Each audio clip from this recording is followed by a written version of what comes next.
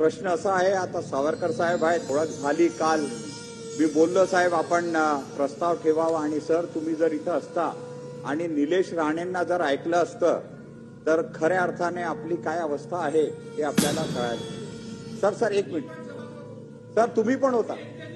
नाही तुम्ही बरोबर.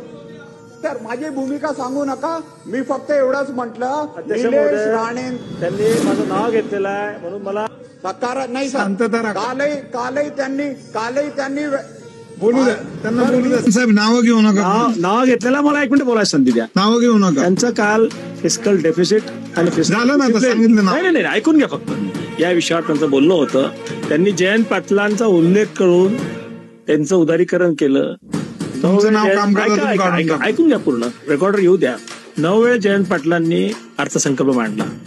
त्यांनी असं म्हटलं काल की 10% वरते अर्थसंकल्पीय पेक्षा पुरवणी मागण्या जास्ती असायला नको. मी त्यांची चूक नाही म्हणत, हा कदाचित नियम असेलही किंवा ते प्रेसिडेन्स असेल, परंतु माननीय जयंत पाटलांनी जेव्हा 9 वेळ अर्थसंकल्प मांडला, एक तरी असा अर्थसंकल्प दाखवा ज्याच्यामध्ये पुरवणी मागण्या या मूळ अर्थसंकल्पापेक्षा 10% कमी होत्या. आपण मुख्य प्रबोध आहात, माफी मागतो.